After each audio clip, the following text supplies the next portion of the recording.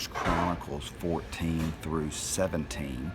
And again, onebaptist.org/devotional. The Devo today is wonderful, power-packed again with a lot of information, as certainly most of this section is, as it deals with David. And David's so often a type of the Lord Jesus Christ and a picture of him, certainly a picture of him in the day that he will reign one day. We spoke yesterday of how Jesus not only will be the king, but he wants to be the king for those who say they have received him now. And I hope that he is your king.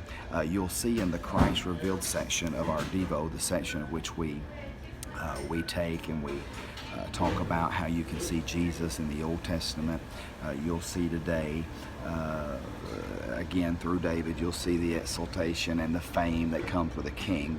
But I want you to notice the second opportunity to notice. I'm pointing down as if you're looking at the Devo, which I am. But when you print it out, I want you to look at it, if you will. The second identification that we get today of how you can see Jesus in the Old Testament, and that is when you're seeing David as the shepherd king.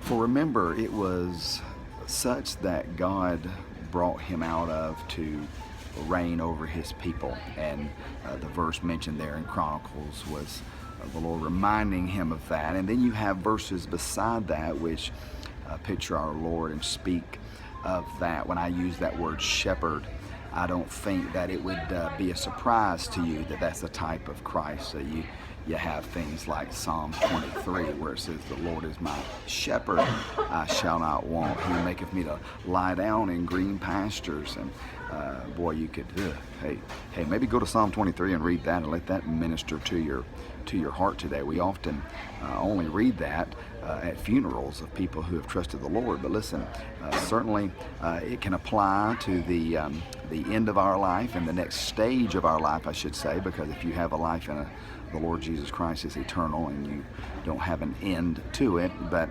certainly on this earth we make application at funerals and such like that, because he does lead us across those still waters when death's calling comes. However, he wants to lead you all the way. He is the safe shepherd to follow.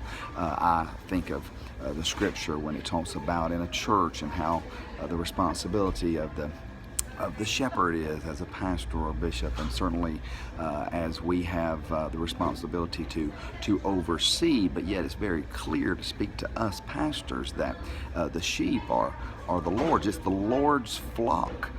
Is what's recorded in the book of Acts. And so as I lead, even as a pastor, I lead according to the Lord's leading, for he is the great shepherd. I'm just an under shepherd, and if I am to lead that which would please him and be a benefit to those who I'm leading, then I will lead according to his way, his will, which is found in his word, which is what I want to leave you with here today. Who is your shepherd? And we would very quickly pull out perhaps a name or a mindset of somebody I'm following, and it may be very easy for you to say, well, the Lord is my shepherd too. And yet if we read the scripture, places like John chapter 10, where he talks about the sheep, they hear his voice, they know it. You know where we can find the voice of the Lord?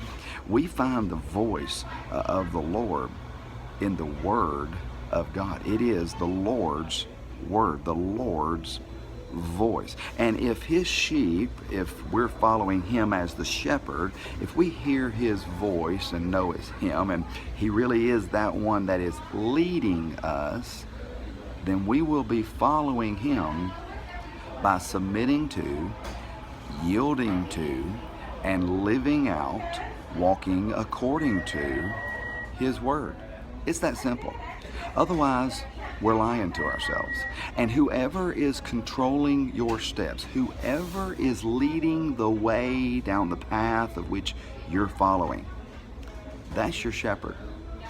Be sure the one shepherding you is a place of safety, a voice that cares, a voice that's paid the price like Jesus has.